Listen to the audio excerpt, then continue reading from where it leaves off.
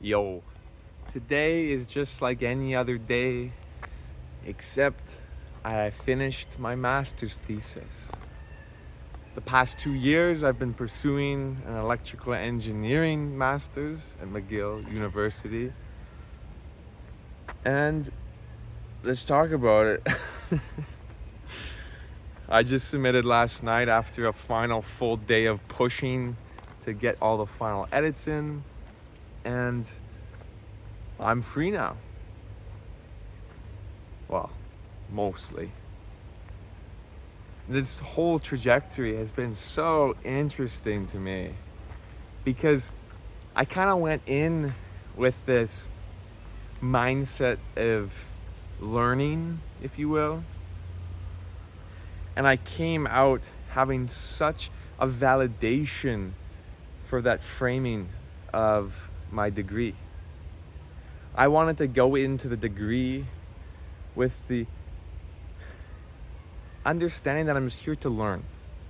I'm not here to go get a high-paying job. I'm not here to do anything other than science, to engage with it in such a way that it expands my mind and expands my horizon. Because I have it in me, this belief deep down that if I'm just curious and I just pursue knowledge, I will be handsomely taken care of, because people often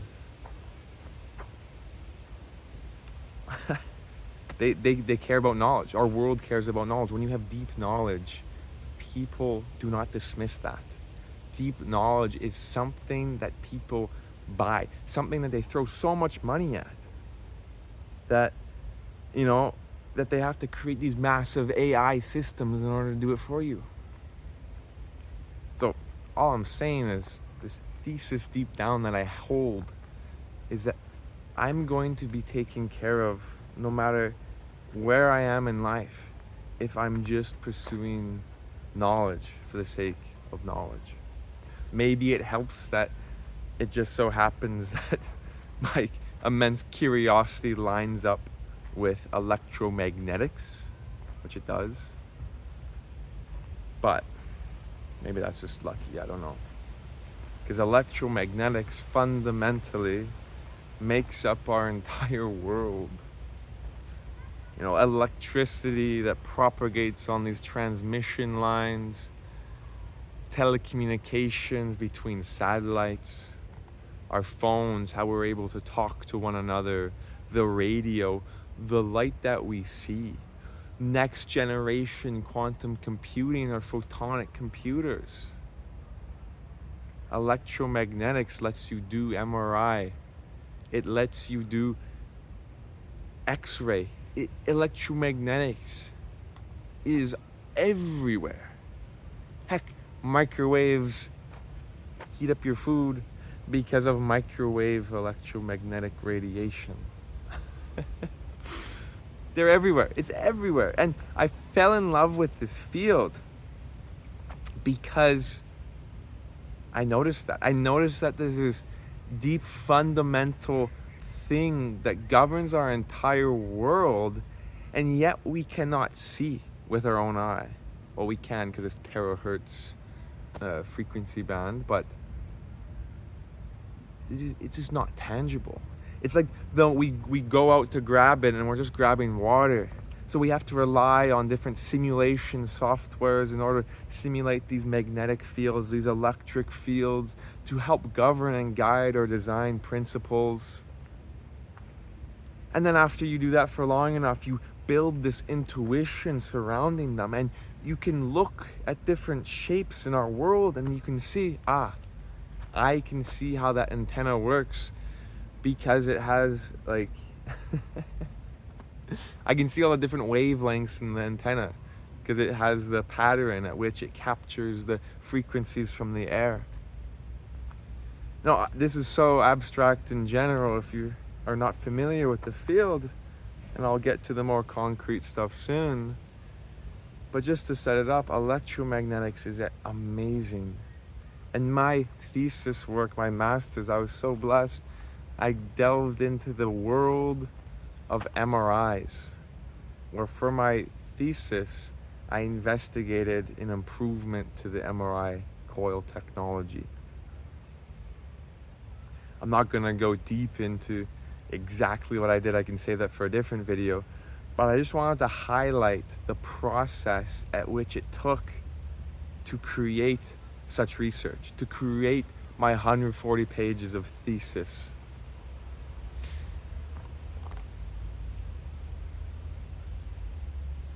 The biggest thing I learned, the biggest takeaway I had, is that curiosity drives all your opportunities.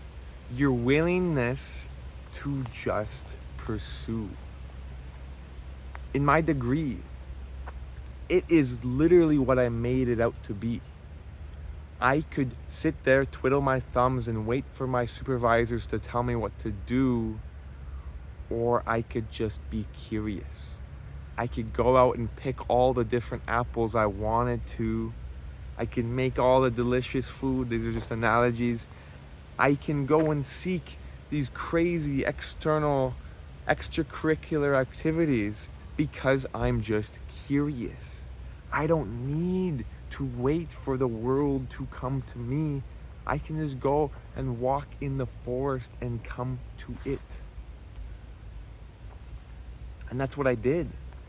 I found these really fascinating opportunity to, like, it's called like an engine program. It's this entrepreneurship program. I did that as an extra idea just to learn, how do I start a company? And in the thesis as well, I took extra courses on how do I write better, because I recognized that my ability to write is not good. I was always the guy that was good at math. You know, I had no confidence when it came to my writing. So what did I do? I'm here to learn. So I went out of my way to seek opportunities that were there. I just had to look for them, where it could learn and educate me on how to write better. And by goodness, they were unbelievably helpful. I learned so much from these courses, and writing my 140-page thesis was not really that deep anymore.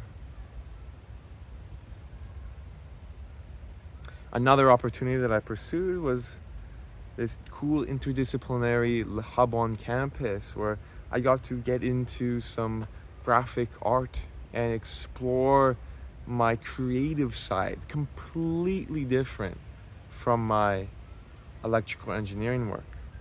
And this actually inadvertently helped me become more creative and come up with all these more grander, abstract concepts when it came to my research. Because something else I learned is that everything is good. The point of research is not necessarily to drill down in this one hole, but it's to drill all these different holes and then stitch them together. So many of the friends that I made along the way are in neuroscience, masters of neuroscience, PhDs in neuroscience, and it's not because of coincidence. It just so happens that I get along with these types of questions that they ask. I enjoy the brain. I enjoy life philosophy, as you can tell. So when I met people in it, I was so captivated with the work they did. I wanted to stick around. I wanted to be their friend. Because in the field of electrical engineering, often you have just these basic, not basic, but these concepts of development that are just so narrowly focused into the field of science. So I wanted to get out of my way and broaden my horizon, and I'm so glad I did, because I wouldn't want to have it any other way. I love all my neuroscience friends, and it was such a great opportunity to do and pursue that, because now I'm thinking about neuroscience. Now I'm thinking about ways to bridge the gaps of like electrical engineering, neuroscience, all this. And to me, that is where the real value, the real research is concerned and conducted. All these great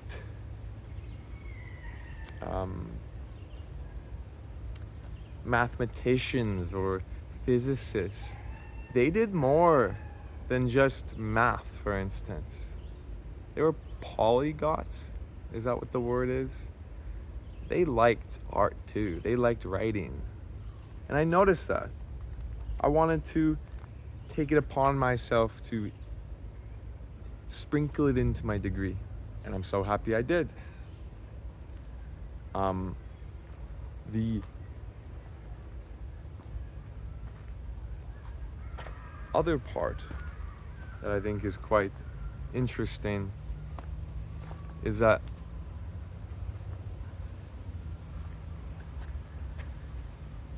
school, you can think of, it's fundamentally a playground.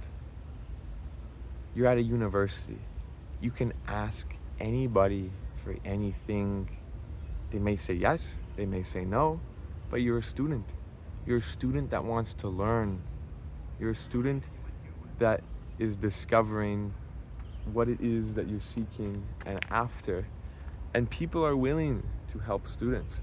People are willing to go out of their way to engage with you and use that as an opportunity. Ask any professor you want for advice. Ask any other student you want for like, hey, I have a question about this. Just be a student. You don't have to be more than that. And that was something that I found a trap for myself. I wasn't fully bought in at a certain point in my degree. I was convinced of, I want the life like that's not here. I want to keep doing other stuff that's not my research. But I realized that's so foolish, because what I'm doing right now is super interesting. And if I'm never fully immersed in it, then I will never get the extreme value out from it. If my mind is scattered 10 different locations, like each thing only gets 1/10 of my attention. But if I just scatter between 3, like the proportion of time that goes into that, the depth that you can get from the research is so much more immense that I think it's worth it doing that way. Because there's always time for the other stuff after. But seek it out to the fullest extent at which you can, and then maybe pull back and go do something else. Drill these holes deep, come back, drill another hole, and then you can connect them. But if you never drill deep enough in one direction, you just have this big shallow pool. And whilst the shallow pool can keep you cool,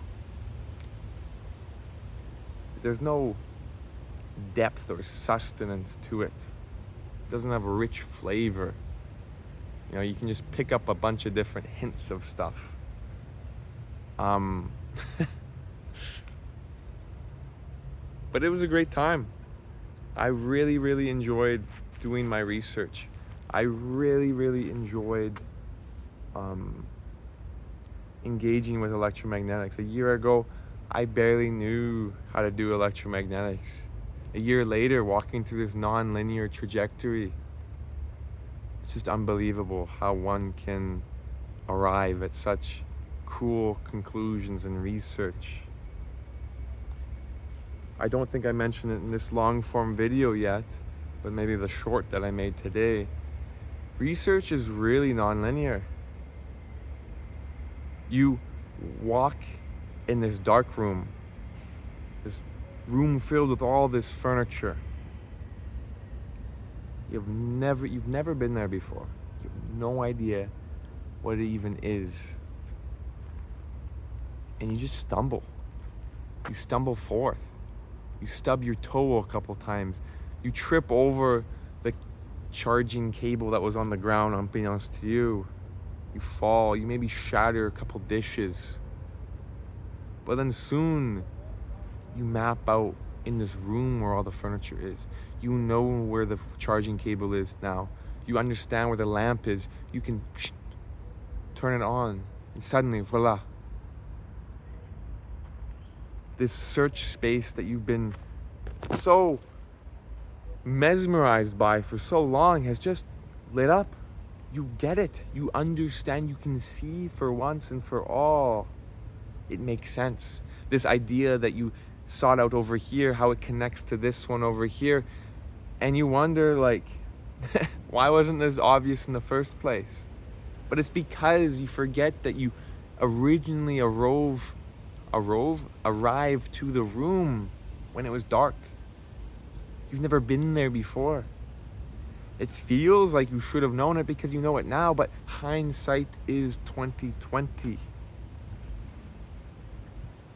It's impossible to know what to do until you try something. And when you try something, maybe you go find where the wall is. You find where the bounds of which you can push is at. And that is where so much of the value of research for me has been gotten from. I understand that you need to push on what you think is impossible to then ask questions. Why do I think it's impossible? Why do I think I cannot do this? Why do I think this certain way? And then you go read some literature, you go explore and do some of your own experiments, and you start to see the same problem, but from a different trajectory, from a different perspective. And you start to learn the importance of empathy and compassion. And you start to learn to not have an ego, because the theory that you developed was just wrong all along. And you can let go of your theory. You can just let it be a theory, and you can let it be wrong, and then you can step into the more truth. The truth that was developed through all these new perspectives that you stitch together into one cohesive story. That is research. That is life. And research is exactly like life. You have to be willing to push hard when it is too hard. You have to be willing to sit down for 5 weeks straight to write 140 pages. Day in and day out like clockwork. You have to take all of Monday yesterday. That's why I was so tired yesterday. To just write for the entire day. To do final edits, the final push. Because I've realized how similar the physical world is to research, is to the mental part. The research, the learning, the reading, this is all the mental side of life, strictly mental. There is this other side of life that is strictly physical, with the flavors of mental sprinkled in. I am a big runner. I'm training for some triathlons right now too. I've learned the physical side of life. I've learned that my mind can override the physical sensations of wanting to stop. But something that was new to me since pursuing this research is that I actually have to practice the mental part. Initially, it was so terrifying to sit down to start writing because I never did it before. It's like trying to run your first 1K.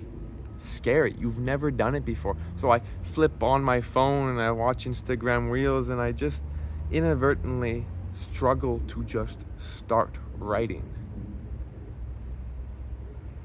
But after doing a technique called the Pomodoro's technique, where I set a 25-minute timer and just tell myself, try your best for 25 minutes. Suddenly, I started. Suddenly, it rolled into 5 weeks of writing. Suddenly, I am now at a point in my life that I start to actually really love writing, and I want to write forever. I want to write and share to the world these different ideas, because I've learned through this process that writing is a speaker. Writing is the way to get thoughts out of your head, kind of like what I'm doing right now, speaking, and just speak it out into the world. Writing is that mechanism, and if you're not practicing it, then how are you able to then share and connect to others? It is such a muscle. And for my thesis, I did everything in my power to not use AI.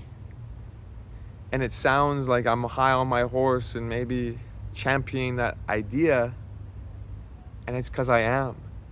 I think it's so important for us to sit with the words, because words are such a fundamental part of our existence, and it has been that way forever.